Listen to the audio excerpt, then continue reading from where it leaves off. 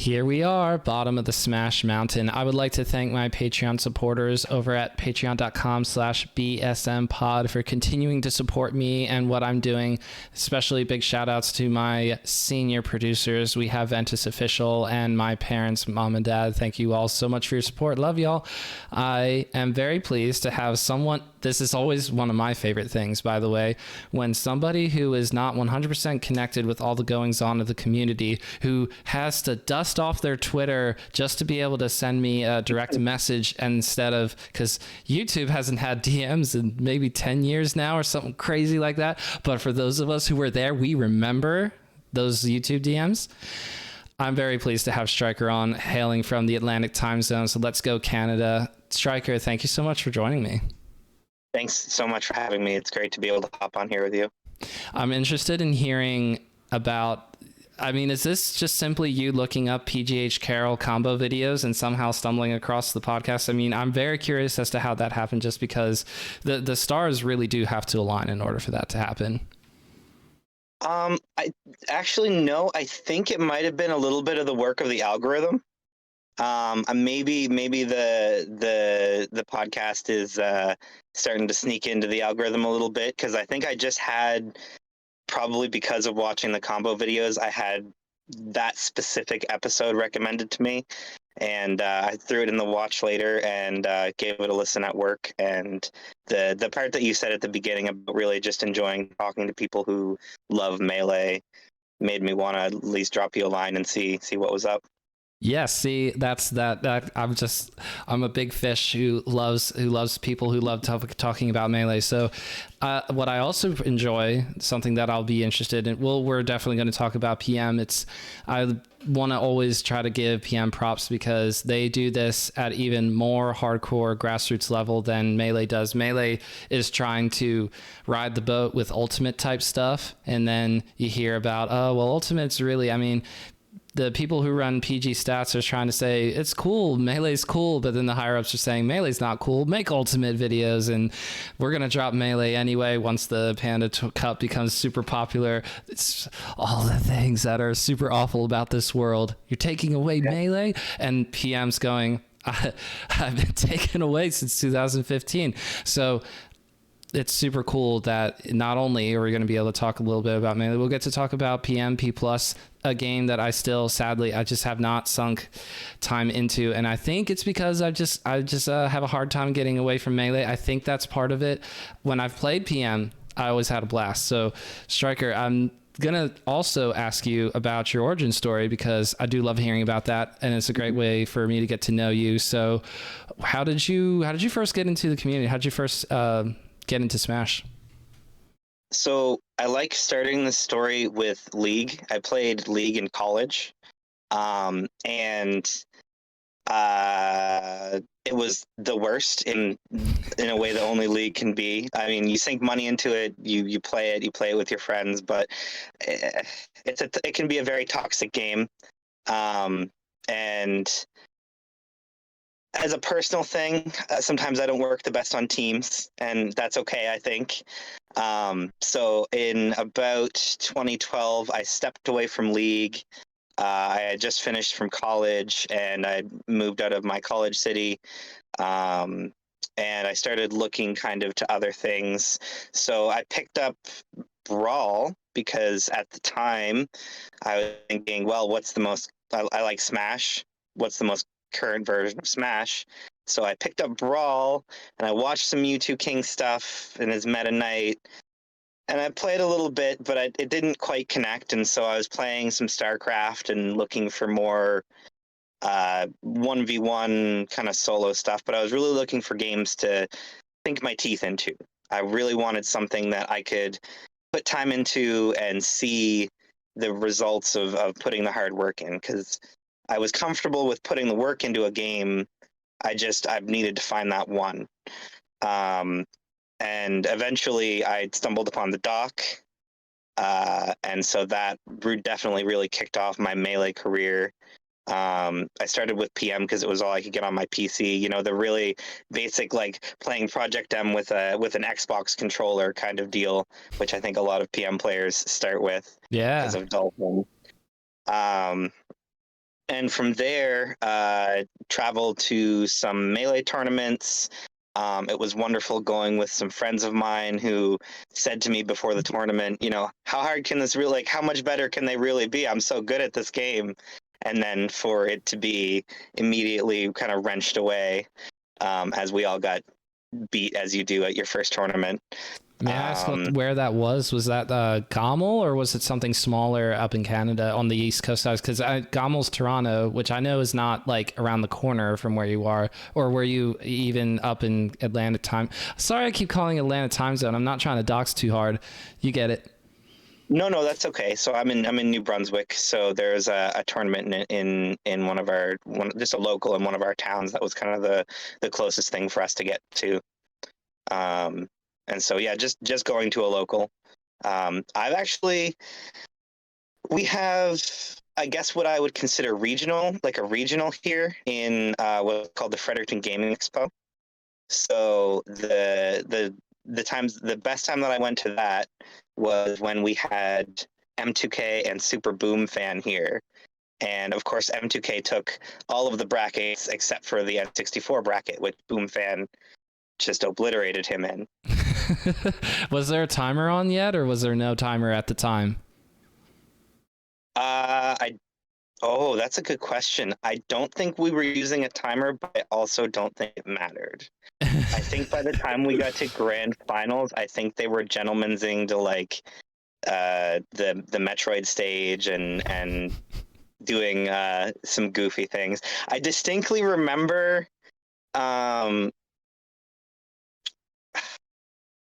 what was it? I distinctly remember Boomfan using Samus and hitting M2K with forward air over and over again and just being like, this is my favorite move on this character. And it's just so absurd to see because M2K dwarfed everyone else there. So to see someone in 64 that was that much higher up is just, it's mind boggling. I was also very lucky. Yeah. Oh, sorry, I was going to say I was also very lucky in that Boomfan was living in our area at the time, and so for the short amount of time that I did some Melee and Project M tournaments, I actually got to see Boomfan play Project M Roy, and there are some VODs kicking around somewhere on YouTube of like him playing like 3.0 Roy or something under a different name, so that was really cool too. I just love the idea that there's all these other brackets, but is actually one bracket where M2K can't get it done. So that's cool. Have you heard of Smash Remix? Yes, I think so. The N64 mod with the additional characters and the additional stages. That cannot be an understated thing. They've added, and I'm not kidding, 40 stages to that game. Cool. I needed them desperately. Desperately. It's a really fun mod, so I always go out of my way. If we're talking about N64, shouts out to Smash Remix. I do make time for that because part of my origin story around Smash is there was an N64 in my house and I would try to play my older brothers and they always beat me. And for whatever reason, I mean, I picked up video games about as naturally as a 5 or 6 year old does, just because where you're young enough and you start to realize buttons do this, control stick does that.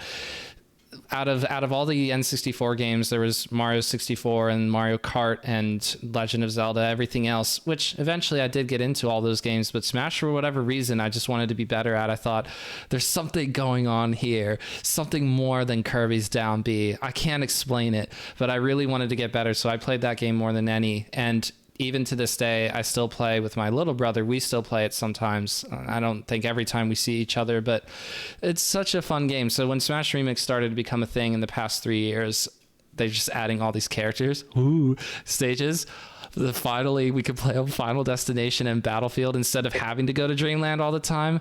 There's a music randomizer. Oh, it's so good. It's super fun. It's super fun. Little quality of life things are super important for old games like that. Absolutely. There's only so much Dreamland I can hear. I think now when I play on N64 with Smash Remix, I just go, but I can hear, somebody in the development team, the community of people who mod 64, and this applies to PM and other mods for the games out there. People say, yes, I could do character work. I can do stage making or stage designing, but there's also these gifted musicians who say, I like doing music in this style, in this genre. And so there's a bunch of nice little original arrangements of N64 style, because they have to stick with the synth stuff for the game, because it has to, it's such a small memory card. You get it, memory cartridge. You get to hear an N64 version of Big Blue, or an N64 version of the whatever the Memento stage is from. They put in the Joker stage from Ultimate into Smash Remix, and it's got the the dun, dun, dun, dun, dun. You get it. I can't do it that well, but you get it. So it's cool. It's cool. It's really fun. Absolutely. When you were growing up, did you ever get any grasp of anything slightly advanced? Because I grew up playing 64, and I went to PlayStation 2. I didn't have a GameCube, so I didn't actually really get claws into Melee until I was aiming for it competitively. But growing up and playing 64, the one thing that stood out was I knew that Link's down air could be Z canceled. Not any of the rest of any aerial. I didn't make that connection, but the laggiest one, for whatever reason, that was the one that I managed to figure out. Did you guys figure out anything kind of similar? I started to figure out things like that when I went on the internet and I looked up Super Smash Bros. 64, how to play well, that kind of thing, as a 6, 7, 8-year-old. And because we're a generation behind because we can't afford the GameCube, blah, blah, blah. Because I really should have had a GameCube growing up, but I had an N64 growing up, which is fine because I love Smash 64. As I've said, I saw this thing about Z canceling, and they say try it with Link, but you can do it for all aerials. And I go, okay. And I loved playing as Kirby, who, again, I said there's more to Kirby than down B. There's something else about this character that's really good. I just haven't figured it out yet. Joke's on me. The what's really cool and fun with Kirby is forward smash, grabbing, and up tilt. So anyway, the down air, I would practice Z canceling with down air, because I thought it's such a noticeable difference between doing down air and Kirby lands and flattens for a second and then goes back up. It's not quite as bad as Link's down air landing lag, but the Kirby landing lag on his down air is significant enough you can very easily see the difference. So part of my journey of learning how to beat my older brothers in 64 was Kirby with the Z canceling, with the spamming of the forward smash and the up tilt and stuff, and I started to put it all together. And then what really helped me turn the corner, was learning how to roll consistently, because at first I didn't even shield. So I would go, well, what's the purpose of this whole shield thing? What's the rolling thing? Wait, I'm invincible during the roll, like the animation. You can't actually hit the character, and this is so dope. And lastly, edge guarding. They started to realize very quickly if they got knocked off stage, I could edge guard them pretty consistently, because it's so easy with Kirby. He has 5 jumps and a good up B. I don't know how. It's so cool to see pro players in 64 somehow not get edge guarded by Kirby every time, because it's crazy. Kirby has such a good edge guard in 64. So I finally did all of that. I put it together, and then they couldn't beat me. It was very sudden. One day they were doing it, but then I kind of put it all together, and then they stopped wanting to play me pretty much right away. Agonizing, but it is what it is. It happens. Yeah, it certainly does. I mean, I'll probably segue into some design things that I want to talk about, because the design philosophy behind the 64 version and how that got carried through to Melee and how it changed from Brawl forward is so important and so interesting. It's so incredibly interesting, and I want to talk about one thing in particular. This is one of the like 2 things that I really want to talk about, is priority and clanking.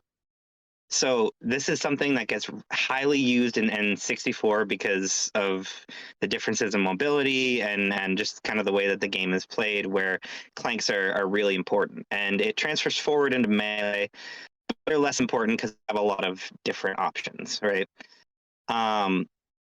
But the core of Melee, the philosophy that Melee was designed with, is this elegant balance.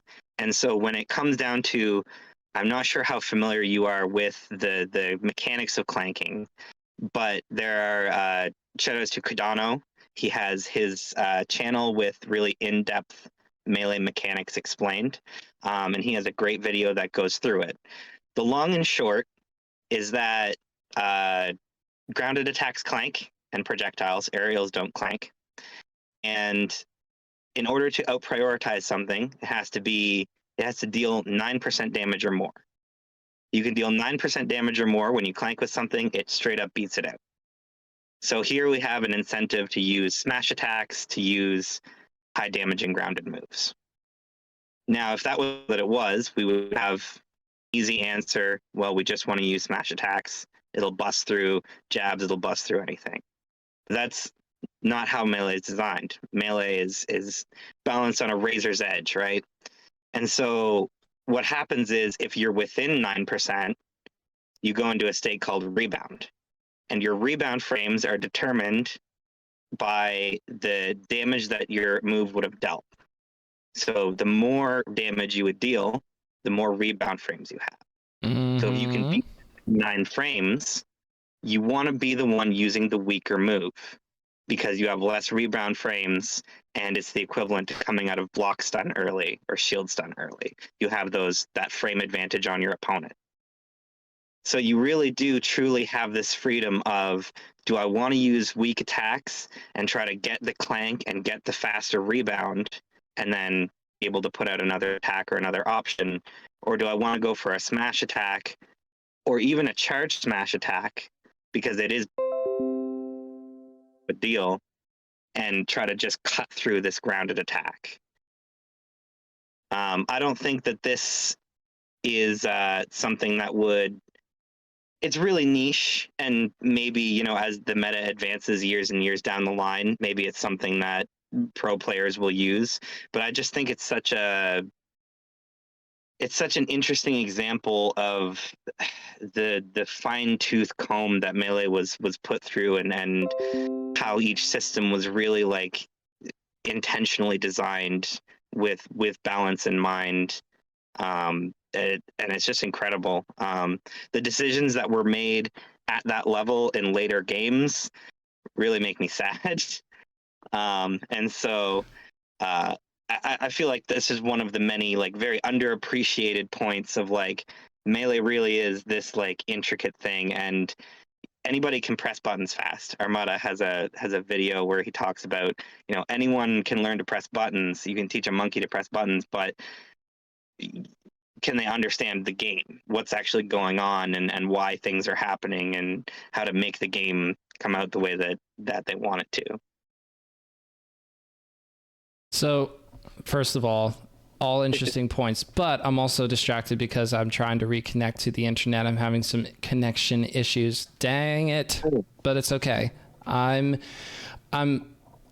So one of my favorite things that I learned about as I continue to try to, not that I got on the Cardano level of deep diving into Melee or any of the Smash games, when Brawl came out, I played a lot of Brawl because I didn't insert myself into the competitive community until more recent years. So just to be clear, when I was a youngin', I was just the casual tryhard. There is a niche of casual tryhards who knew that they should not venture out too far into the world, otherwise they're going to get their head chopped off. So that was me. Anyway, I'm looking at these whole things about Meta Knight as Brawl is starting to become 6 or so months old, and going, what is so good about Meta Knight other than the obvious things, other than the fact that all 4 of his B moves are a recovery move, and what he can glide. He has ridiculous speed on his sword. But the thing they kept saying was priority, and I go, well, what is priority? And I learned specifically that except for maybe 2 attacks, all of Meta Knight's moves have like a transcendent priority thing. So even if they're supposed to quote unquote clash, they're programmed not to. Like nearly every single one of his moves are programmed to not actually clash or have rebound frames, which is insane that they did that. It's a huge buff to the baseline of the character. You could make any other character, you could give them that trait and they would immediately become 100 times better. The funny thing is, we do have a couple moves like that in Melee. Falco Laser is a good example. And it takes really specific things in order to beat out Falco Laser. A really cool example is Marth Side B. Okay, Not everyone realizes that one. Yeah. No, you're right, because I don't think I've never seen. Yeah, well, that would be why I've never seen that move. That's interesting. That makes it more. It makes more sense for that move to not be spammed when you have a floaty character at death percent, but obviously it doesn't hurt because that's your setup to get an up tilt. Yeah, absolutely. And then there are of course other weird little things too, like Fox and Falco forward smash don't go into rebound. Oh well, no wonder I love spamming Falco's forward smash. So and like thinking about it, you can think about that and just verify it in your head, because you go, oh yeah, when I see that clank, they just go through it anyway. They don't bounce back. There's no, so it's very interesting. Falco side B and I think Fox side B do clank, and so that's a really weird specific thing for them. Most air attacks don't clank. Yeah, it's funny to see somebody miss an aerial attack. You can see that it's supposed to, but there's that little blue blip that normally indicates clank in the air. It's always fun to see because you know that they were that close, but couldn't quite do it. Maybe don't use severely, what's the word, staled Marth forward air. Maybe don't do that next time. I don't know what to tell you. Yep. Or just use it sooner. Sorry, because the hurt box goes forward before the hit box goes on the side Bs. Anyway.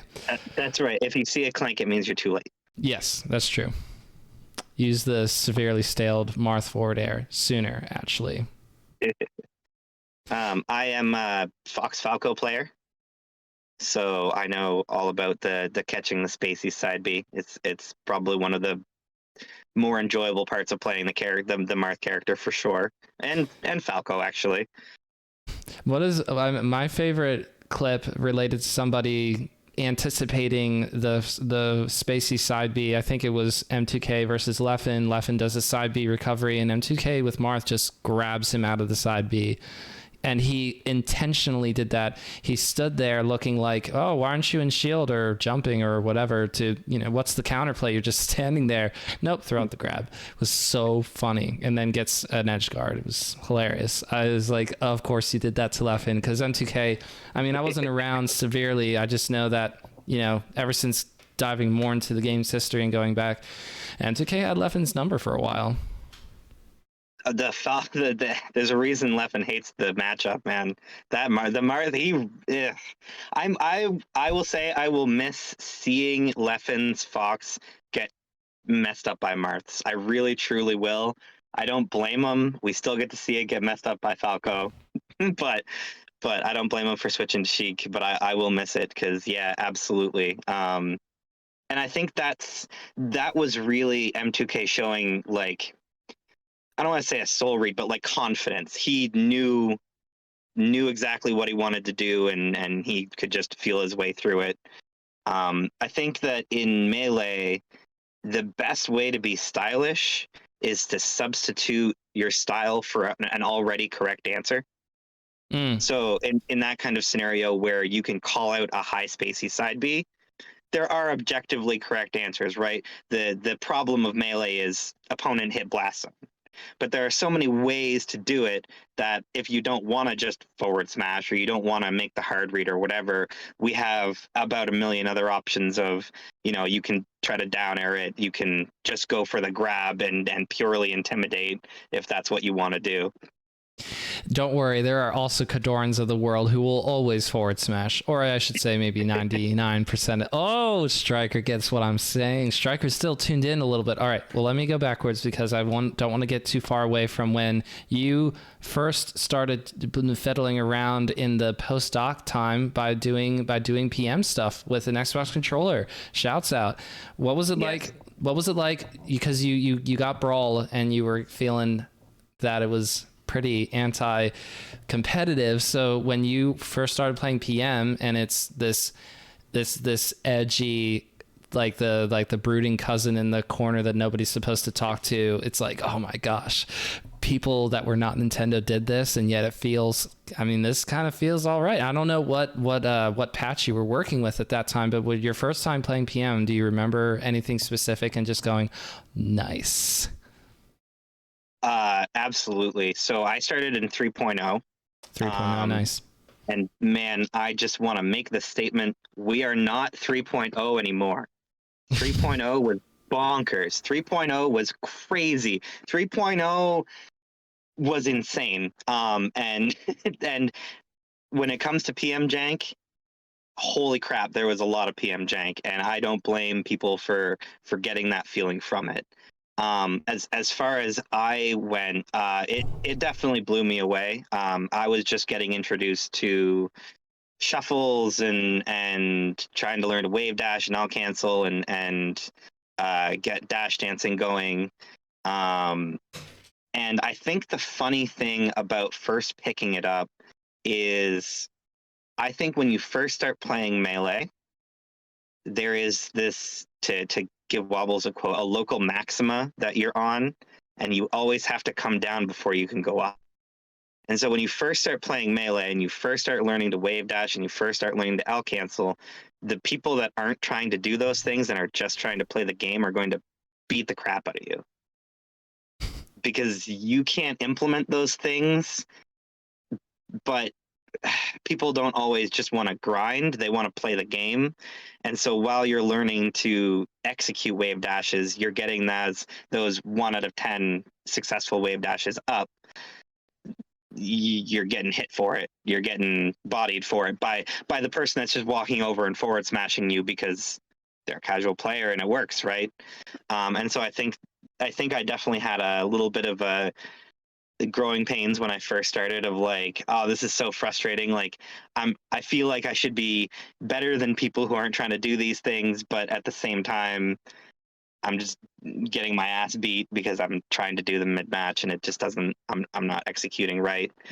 But I always knew that there was, like, as soon as I started chewing on that wall of execution, I knew it was somewhere that I wanted to be for sure. Absolutely. Yes, and then you started to put it all together. It's one of my favorite parts of the documentary for Melee, when PC Chris talks about you start learning how to follow up on these combos, and all of a sudden you're like, you getting like all these extra hits in, and the game becomes 20 times better, like literally verbatim. I think that's, even though I haven't gotten a full taste of it myself, because it is so hard to practice. Anyway, that's neither here nor there. I haven't gotten to the level where I go, the game's 20 times better, because I haven't actually gotten to that spot. But for the limited things that I've been able to kind of chain together, these little 3 or 4 piece combos, my heart soars. And it's too bad that I don't actually practice, because I think I would have so much more serotonin when I play Melee.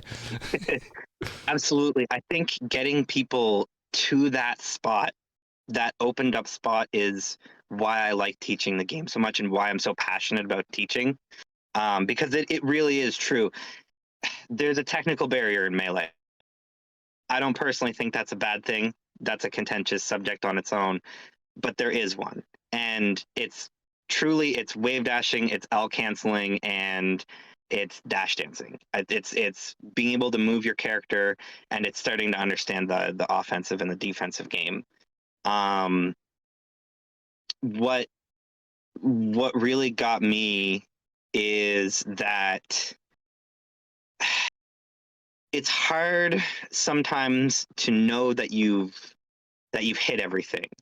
If you are a beginner Melee player, it is hard to know that, like, I've learned all of the beginner things for sure. And not that you don't have a big gap in your skill set that maybe you should have learned by now or would have helped you as a fundamental building block to more advanced skills. And so when I teach people, I have like a list of skills based on kind of where the person's at, of, okay, because even someone who has played Melee casually, let's say you grew up playing Melee, but you never touch any advanced tech, is significantly better at Smash than someone who has never touched the game before. Not at all. They can recover, they understand like a little bit of defensive options, they probably know that you need to smash attack people to kill them. Like, there's they a have lot, a good even game just sense. casual. Yeah. Yeah, absolutely. And so if you are transitioning, especially if you're a player who's literally never touched the game before and maybe you watch it on Twitch or whatever, and you're like, oh, I want to, like, I play COD or Overwatch or some other competitive game and I want to get into this game competitively, it can be hard to do your due diligence as a beginner and make sure that you hit everything. So that's one thing that I'm really like, when I teach people, I'm really like thorough, I think, of making sure that here's all of the stuff, here's why it's important, lay it all out and make sure that everyone kind of has all that stuff to kind of move forward with. That's why it's really funny to me thinking about somebody like Zane, who admitted for the first couple of years, at least, he didn't really know what to do with dash dancing. He just did it.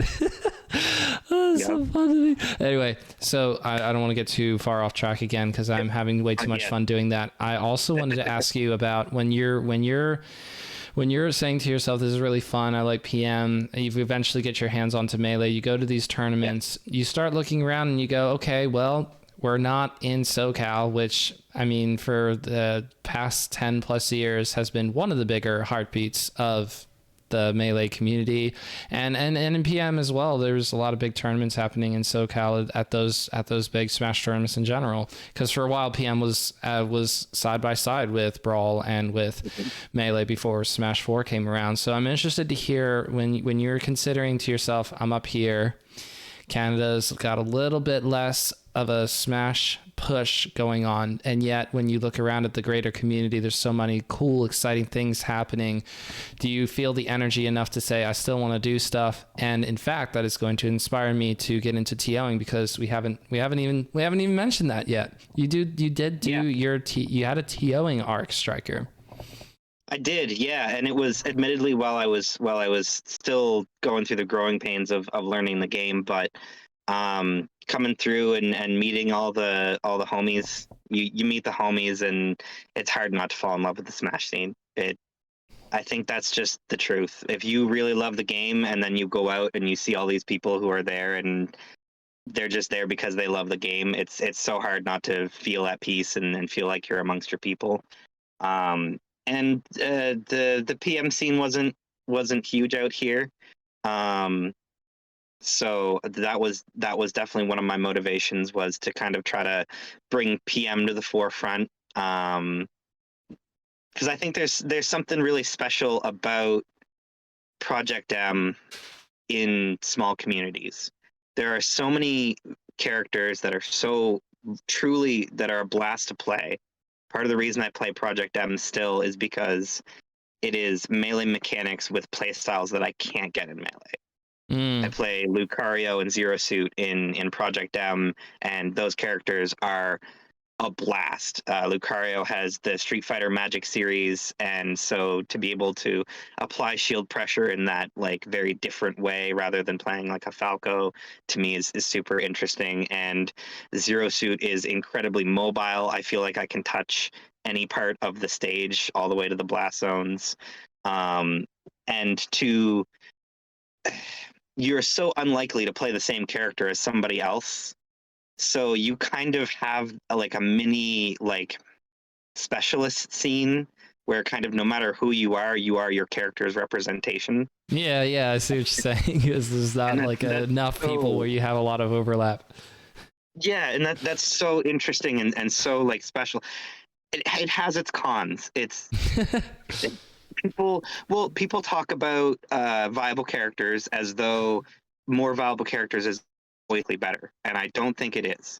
I think that in Ultimate or in Project M, having to learn like 40 matchups is a huge task, and by that you can't really put the depth into each matchup, because who are you going to run into? It could be whatever. You have to play it more by, like I said, kind of local individual, right? Those are the matchups that you learn.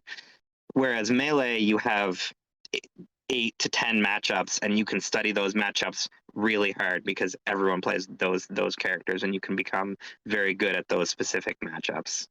So I think that's always a really interesting kind of difference between the two.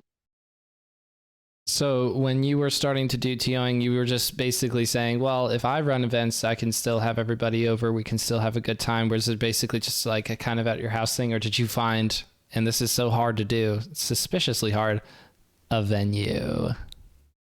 I found a venue. I sent out like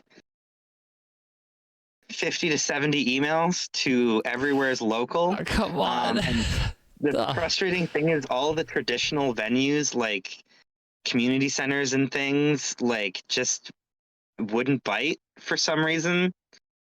Um, I eventually ended up securing a pawn shop that we played in like the upstairs of um, for a couple of tournaments, and I also ran a couple at like our local university campus. That someone was able to help me get that venue for as well. Nice. And then you eventually stopped, to my understanding. Is that because of what happened to PM towards the beginning of 2015 when they got done dirty? Is that kind of what did it for you? No, I was a very staunch defender and always like very loud about PM. Um, Events are a lot to put on, and they can be monetarily a lot to put on too.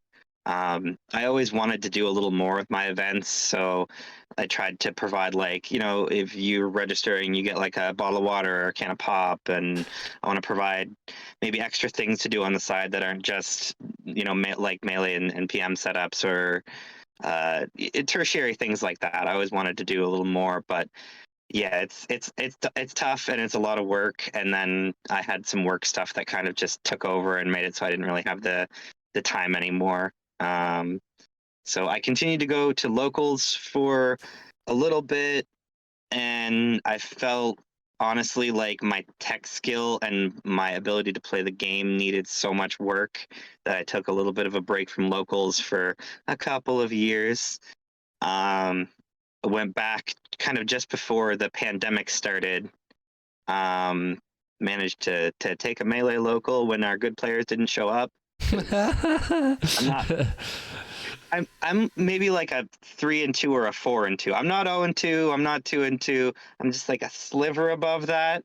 So when the real good guys don't show up, then I can do my best and sometimes take it. Um, but and then COVID kind of happened, and I kind of haven't been back to our local scene since then, which is a shame. I also got new employment, and that's had me worn quite a bit. Yeah, so in the world of game designing, which you said you're doing currently, is that correct? Yeah. That's kind of the equivalent of, in the tech world, basically the Amazon drivers. You have to pee in a bottle, and it seems as if game design is extremely long hours. Is that correct? Yes. I am doing Unity development on the side. So I went to school for 3D art, which was wonderful, but it wasn't quite game design, but I didn't quite understand that picking my degree out of high school. So I taught myself C# on the side, and have put quite a bit of time into doing some game development through Unity. So ideally, the idea is to work and fund, that first game project, and then once that gets on Steam, hopefully it takes off from there, and I can go full time with it. So you have a little baby that you're making right now. Is that what I'm hearing? Yeah, absolutely. Excellent. What's sort of the what's the big goal behind it? Like when I've been watching these Sakurai videos on there. He's like, you want to have a goal for the people who play your game. Either you can have a goal for it to be super super fun or to be challenging or whatever. What's your goal with the game that you're making?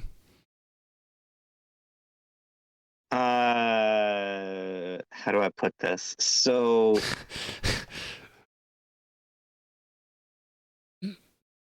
games are all about delivering player experiences, right? Yeah. And as an indie developer, unfortunately, capitalism is a thing, and so I can't work purely based off of artistic merit. I have to also work with something that I think is somewhat marketable. And so I'm was looking for a long time for some sort of niche or something to really grab a hold of that I think would be unique. And as silly as it sounds, I want to be able to make kind of the equivalent of like imagine if you could play a game for your partner. Imagine if you could pick up your sword and input like ideas or memories or information about your partner and slay the baddies, and in the end, instead of rescuing the princess, you are rescuing like symbolically your partner, and then at the end of the game it spits out stats and story that you can then give to your partner as a gift of love.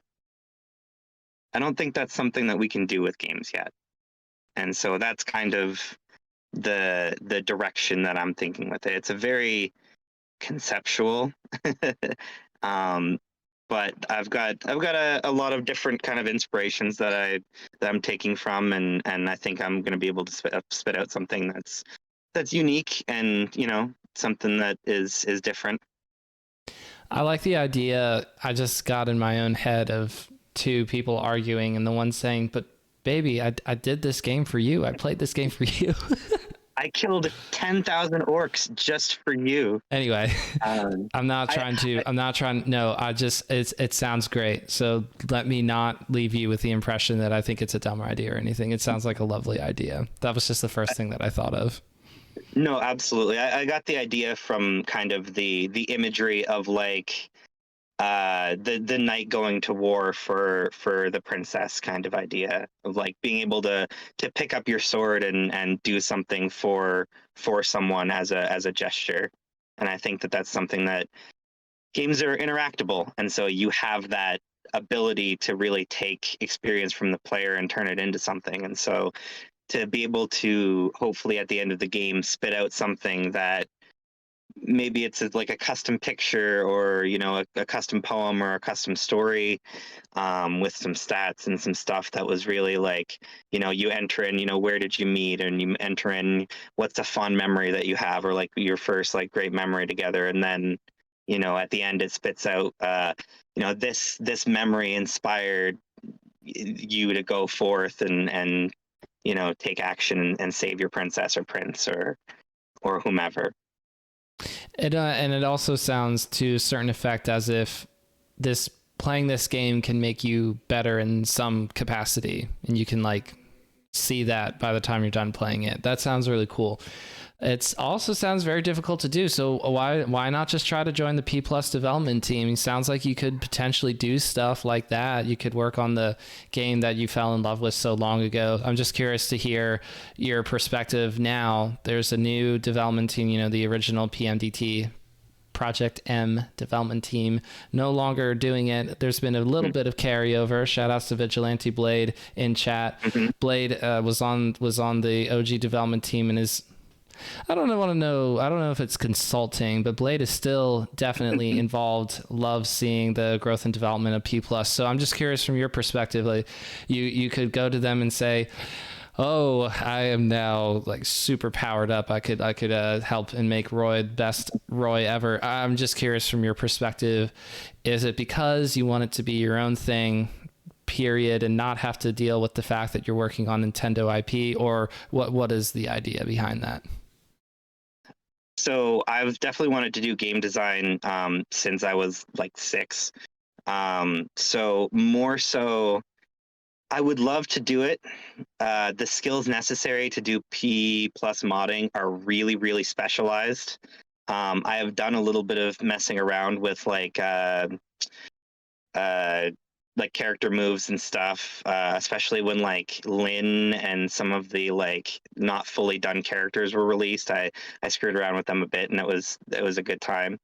But I think for me the biggest thing is like that looming capitalism over your head of like, Yeah. if I want to do it as a job, I got to find a way to make revenue. And with PM, it is definitely a passion project, but it's not a project where you can really make revenue off of it.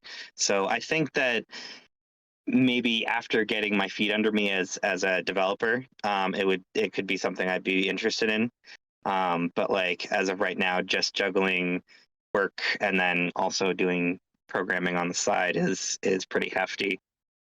That's So, not the monster of capitalism. Yeah, I mean, you're talking about it as like a Canadian-based person as well. I mean, truly, we have reached a new low. Jeez. Okay. Well, I'm glad. Okay. First of all, I'm glad that you're able to take care of yourself, and you also have enough time to be able to make something that will hopefully be super cool. I mean, who knows? Maybe you'll beat M2K to finish. He'll finish writing his book after your thing comes out. Fiction will finish his game after your thing comes out. Maybe you can beat all these people with, you know, the passion projects that they have, and you know, you'll never get to the P plus or even the PMEX. Blade, how do you say that? Anyway, whatever it is, you'll never get there because people will want a sequel to your game so badly. You'll go, wait, why do people want a sequel? Oh no, I wanted to try something else. Oh no. Well, you maybe finish the first game there, first game first, and then go from there. I mean, I think about the one studio that I sort of like from a very far distance have this idea of being chill or cool is the people who made the Hades game, because they're making a second one now. And I'm curious about, I want to talk to somebody on that team at some point and be like, well, what's the pressure behind making a second one, or why didn't you guys make like an entirely new thing? Because it seems as if they care a lot about what they make. Mm-hmm. Yeah, that the amount of quality that went into Hades is just gargantuan, and even from a game design perspective, because that's what I look at everything with, incredibly innovative for the roguelike, which is not an easy genre to innovate in. I really quickly want to shout out both Vigilante, because I think I've been liking their tweets since I got back into Twitter. And also, I know you've had Saber on, and I definitely want to shout out Saber because, I mean, Saber the Savior, like he's one of the ones keeping us all together, right? So we need it. we need the centralizing forces, right? So absolutely. I need just a second to grab a phone charger. I'll be right back if that's okay. No worries. Let me go ahead and lament something here while Stryker is out getting a phone charger.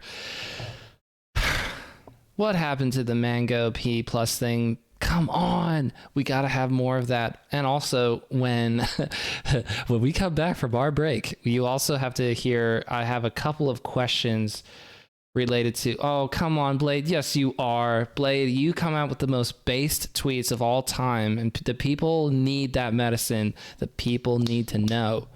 So don't sell yourself short. Anywho, what I was saying was we got to talk about Brawlback. We got to talk about the rollback stuff. That's going to be what I want to, and not that, I'm assuming that Stryker's not like 100% in on all that goes into that, but that's the next frontier for the growth of P plus, is to have that sweet rollback, because that also gets you a bunch of other things. Okay, so I was teasing the Brawlback topic because something really cool that was happening this year and just got pulled away by the wayside is the P plus community was seeing a lot of love on Mango's Twitch channels. Saber was getting these show fights organized, God of the Mod series, but it never turned into like an IRL top 8 of all the champions of God of the Mod, which is really unfortunate. And I hope that actually happens, but let's go ahead and assume it's not gonna, because I'm even surprised that they got one of those stream matches on the Mango stream, let alone I think it was at least 7 or so, and then Nintendo took down the playlist. I mean, just it's absolutely crazy and utterly based, or not based in a good way, behavior by Nintendo. Shame on them. All right, so I'm gonna go back to the topic of rollback netcode for P plus. Obviously that means a lot. There's a team of people, or at least one person, working on trying to do rollback. So for you, obviously, do you go intrigue? I mean, from your perspective, just talk about what the difficulty level of such things are for a game that wasn't designed for rollback. what Slippy did was nothing short of a miracle. I've heard that like similar teams on AAA games, it took them like significantly longer, even as a team of people to accomplish the same thing and put rollback into like more modern games. So he's definitely one of the gods for sure. He saved us during COVID. I don't know a whole lot about the PM rollback except for that it is in the works, very slowly, but I'm pretty sure it's very slowly but surely. But that it is going to take a while because I mean, not everyone can be like a genius, and also I'm sure there's some additional things where probably Brawl is kind of getting in the way a little bit. But I mean, as far as what I know, rollback is based. This might be a little bit of misinformation, and I'm trying real hard not to do that during the stream. But I think it's based on the fact that with like Lightning Melee, which is also in Brawl, that the game can like process multiple frames during a single frame, and so because of that, it can make like better predictions rather than doing it on a delay. And so because Brawl has that, I'm pretty sure it's still equally feasible. It's just Slippy is genius, and it takes mere mortals, I think, a little longer to do it. Yeah, shout out to Fizzy. I mean, yeah, on Mount Rushmore for Melee because sorry, yeah. that I mean, the pandemic did a lot of things, but I think with the P plus when they dropped Knuckles during the pandemic, that was also really cool because that was coming out of the pandemic's still going on, but I'm talking about the most severe part of it was when nobody was really going out, and tournaments in person were not happening, and then Knuckles comes out, everybody's on stream playing P plus, and and this is really cool. We're happy to see this back because who cares about Nintendo, right? They shut down Big House Online. So yeah, let's do Riptide P plus, let's do Main Stage P plus. Nintendo goes, let's not, and we all get angry and then forget about it. Shouts out to Blade for correctly predicting the cycle of behavior is oddly similar every time something like this happens. Let's not forget. An abusive act. Yes, indeed. Let's not forget. It was just last year they went after P plus. You think they won't do that again? Got to stand firm. I'm very interested to hear and see what happens in 2023. It's going to be interesting even for ultimate tournaments. It's going to be so interesting. But not to digress too hard into it, but I think about how Pine, yes, Blade is correctly saying Pine is the person behind Brawlback. Just the fact that there are little isms about each Smash game. I think there was even someone who said, I could take a swing at doing rollback for N64 so that these Smash Remix players can do rollback netcode, which is hilarious because there would be maybe 200 people at the most in the entire world who would use a platform like that. Anyway, it's cool that there are people who will just do it. That's always been why Melee and the subsequent Smash games, Ultimate right now, are going to survive in whatever way seems best to the community as a whole. They'll survive in some capacity because there are just too many people who love the game enough to be able to give something to it. We have given collectively through people like Fizzy or the tournament organizers who have done it for 10 plus years, and a bunch of other modders. I mean, people like Uncle Punch for Melee, again, making training programs. Again, it's just, there are people who will do stuff like that. There are people who will make PM and ignite a whole new community. That's why the games are as special as they are, because they bring special people out of the woodwork seemingly and make it a cool place to be. Yeah, you could never pay for the work that the communities have put in due to passion. Yeah. Like you could never, if you wanted to replicate our communities, you could never like pay to just replicate the Smash community, because it's the amount of work that we put in is just so gargantuan, and it's purely out of love, just purely and strictly. Before we get too far away from the PM topic, there's one more thing I want to say. Yes. That could seriously help out the PM scene. Number one, game is not dead. Game will never be dead. Game is just as likely to die as Melee, which is not going to happen. But I just want to reiterate, maybe to some Melee players, we are not 3.0 anymore. We are a much better balanced game. And I want to put this idea forward. If Fox or Falco were not in Melee and you had to play them in PM, you would consider them jank. You would say, what is this? This is stupid. This is overpowered. What the heck is this shine? Get it out of here. Get it out of my game. This is unbalanced, right? And I think when you look at any competitive meta for Magic the Gathering, if you want to look at Overwatch, if you want to look at anything, the things that make the good things good is that they have jank. They have good stuff that you have to respect.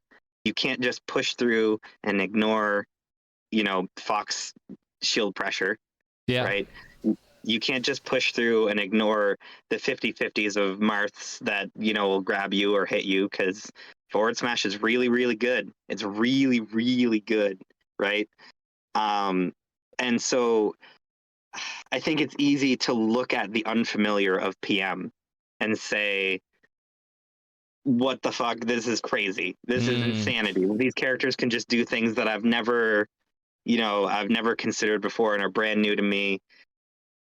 But if you treat them with the same respect as you would, this is what this character is good at. I have to respect it. I have to learn to play around it. I don't think there's anything that insane in PM. I think it is not as jank as people claim, and it's just the unfamiliar that really gets them. Yes. Well, when I get to play P plus with Rob at our local, shouts out to Rob. I mean, it's so fun to play as Link, where there's a semi better chance, odds on, of being able to do some kind of cool movement, because not all of us can be Aklo and save state. Okay, it's tough. It's so tough to do all those crazy moves that Safe State and Aklo do, specifically with Link and Melee. You could just play Link in P plus and you get to do super fun stuff. And yes, Robert plays as Mewtwo a lot and floats so well, and I am very confused, but I'm still having a blast because it's fun. It's a really, really fun version of Brawl mixed in with the Melee mechanics. That's the whole point, really. If you think of it as it's an extension of Melee, don't think of it as a Brawl thing. I think that's what a lot of people just kind of subconsciously think. It's still Brawl. You may have put Melee stuff in it, but it's still Brawl. Well, no, because there's no tripping, so settle down.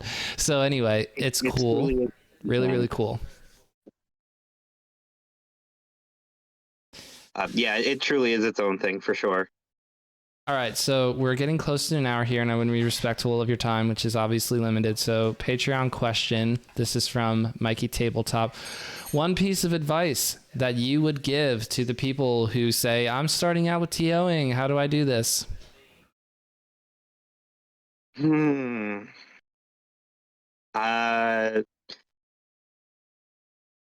Reach out to your community. If you want a TO, there's no way to do it without leaning on your players. That's just the way that it is. A lot of scenes are established, but that doesn't mean that they have all the tournaments that they want. So, I mean, there's legwork you can do on your own. Getting venues is a huge piece of TO legwork, as we definitely talked about. Yeah. And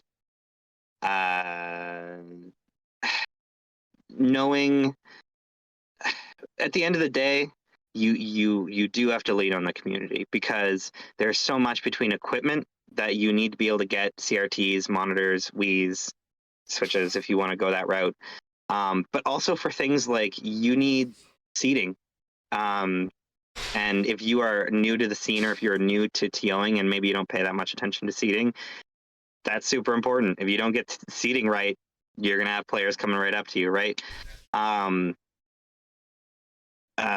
Getting a feel for how long matches run can be really difficult.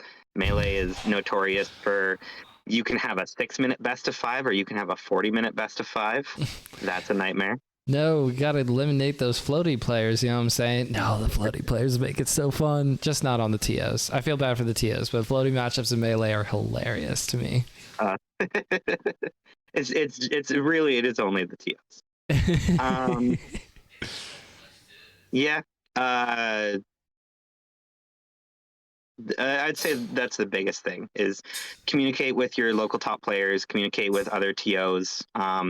It is unlikely that they're gonna shoot you down and say, "Oh no, we don't want another tournament."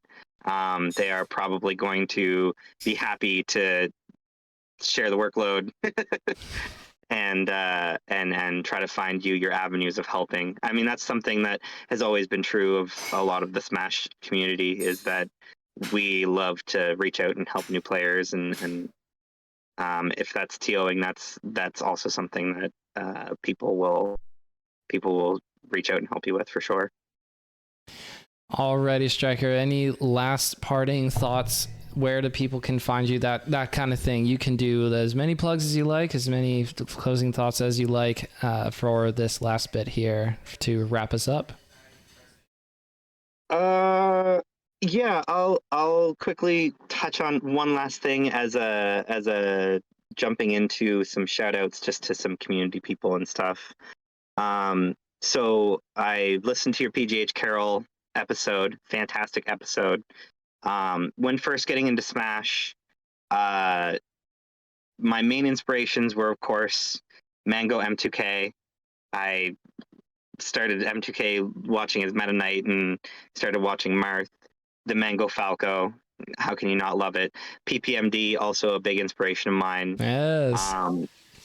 But Carol is an important one because as a brand new player, I wasn't, seeing his name at great big majors. And I say that because it made the cool part of Melee accessible to me. I could see what Carol was doing, playing so many different characters, doing such cool and creative stuff. And you can set goals that are, I don't have to be the best player in the world to pull off cool stuff in Melee.